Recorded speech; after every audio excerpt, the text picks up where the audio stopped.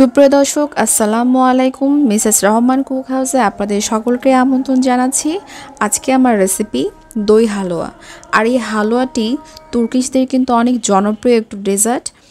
আর আশা করছি এই ডেজার্টটি আপনাদের কাছে একদমই ইউনিক লাগবে। তো ফার্স্ট থেকে লাস্ট পর্যন্ত ভিডিওটি দেখতে থাকুন, আশা করছি আপনাদের কাছে ভালো লাগবে। আর ভালো লাগলে অবশ্যই আমাদের চ্যানেলটি সাবস্ক্রাইব করে আমাদের চ্যানেলের সাথেই থাকবেন। ফার্স্টে এখানে আমি 1 কাপ টক দই নিয়েছি। আর টক দইয়ের পানিটা অবশ্যই ঝরে এখানে নিতে হবে, পানি সহ এখানে টক দই অ্যাড করা যাবে না। টক দইটা মিনিমাম 1 ঘন্টার মতো রেখে দিবেন।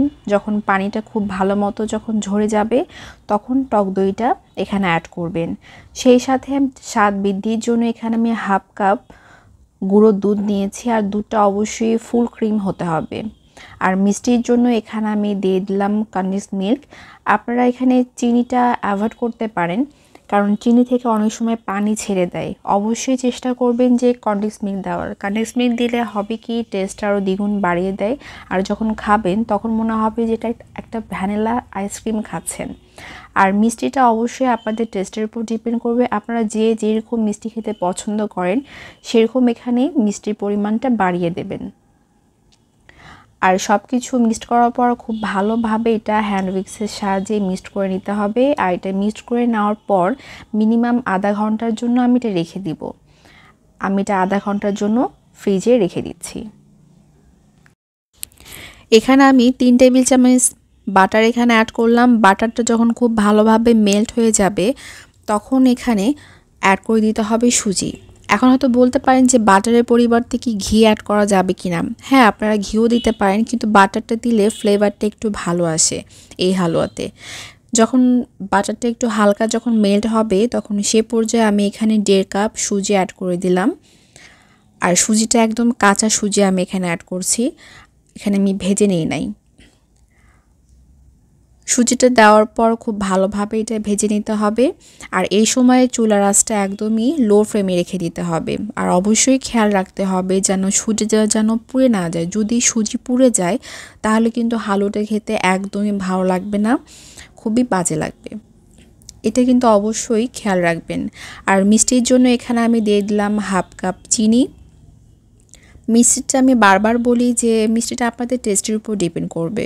আপনারা যেরকম মিষ্টি খেতে পছন্দ করেন সেরকম এখানে চিনির পরিমাণটা বাড়িয়ে কমিয়ে দিতে পারেন। চিনিটা দেওয়ার পর খুব ভালোভাবে এটা ভেজে নিতে হবে যতক্ষণ না পর্যন্ত চিনিটা গলে যাচ্ছে। একসময় দেখবেন যে ভাজতে ভাজতে সুজির কালারটা কিন্তু চেঞ্জ হয়ে যাবে, সে পর্যন্ত এটা ভেজে নিতে হবে।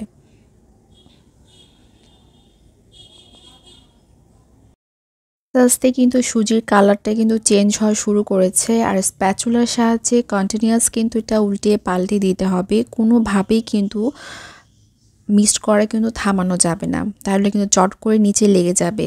সুজির কালারটা কিন্তু একদমই দেখুন খুব সুন্দর একটা ব্রাউন কালার হয়ে এসেছে। এর থেকে যখন আরেকটু ডার্ক ব্রাউন কালার হয়ে আসবে ঠিক সে পর্যায়ে আমি কিন্তু এখানে ফুটন্ত গরম পানি অ্যাড করে দিব। কোনোভাবেই কিন্তু ঠান্ডা পানি দেওয়া যাবে না। দেখুন অনেকটা কিন্তু ডার্ক কালার হয়ে এসেছে। এখন এখানে আমি ফুটন্ত গরম পানি অ্যাড করে দেব যেন সুজিটা ভালোভাবে সেদ্ধ হয়। আর চিনিটাও কিন্তু একদমই গলে গেছে।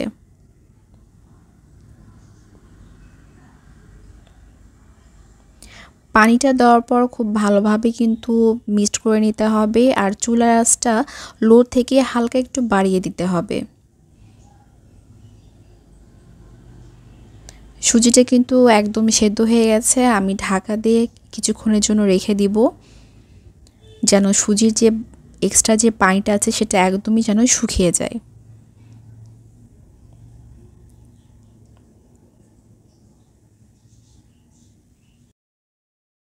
সুজির পানিগুলো একদমই শুকিয়ে গেছে, প্যানের গা একদম ছেড়ে দিচ্ছে। এটা একদম পারফেক্টভাবে হয়ে গেছে। এখন এটা হালকা একটু আমি ঠান্ডা করে নেব, বেশি কিন্তু ঠান্ডা করে নেওয়া যাবে না, তাহলে কিন্তু এটা বাটিতে সেট হবে না। আমি এটা হালকা একটু ঠান্ডা করে নেব।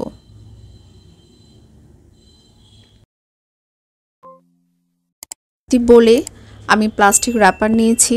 আর প্লাস্টিক র্যাপারের উপরে আমি একটু হালকা ঘি ব্রাশ করে নিয়েছি।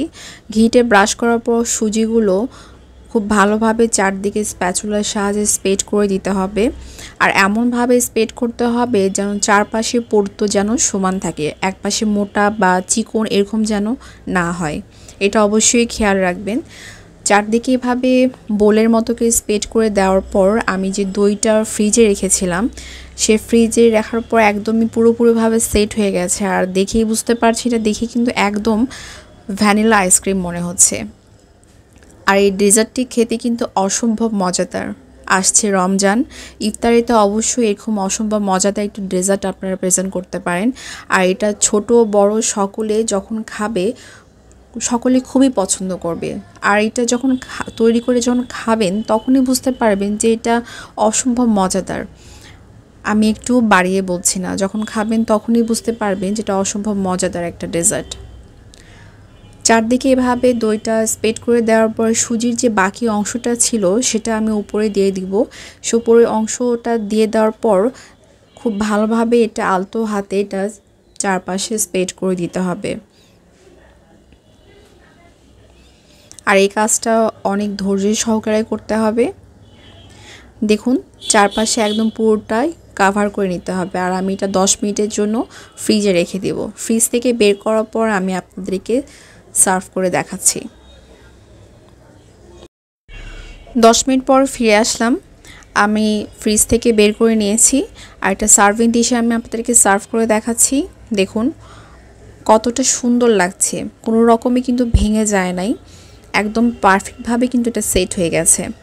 আর এই ডেজার্টটি খেতে কিন্তু ঠান্ডা ঠান্ডা খেতে অসম্ভব মজা লাগবে। অবশ্যই বাসায় একবার হলেও ট্রাই করবেন। সেম রেসিপিটা যদি ফলো করে আপনারা বাসায় তৈরি করেন তাহলে আমার মতন একদম বেটার রেজাল্ট পাবেন।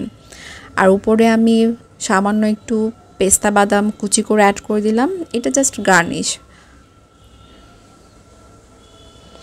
আমি এটা নাইফের সাহায্যে কেটে আপনাদেরকে দেখাচ্ছি যে ভেতরটা কতটা লোভনীয় লাগছে।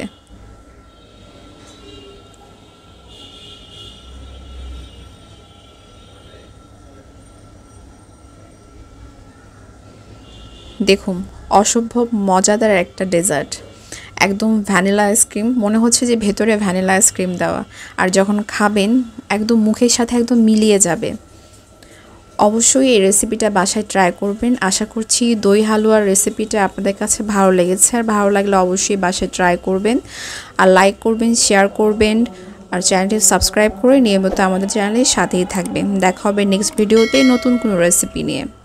আজকে এ পর্যন্তই, আল্লাহ হাফেজ।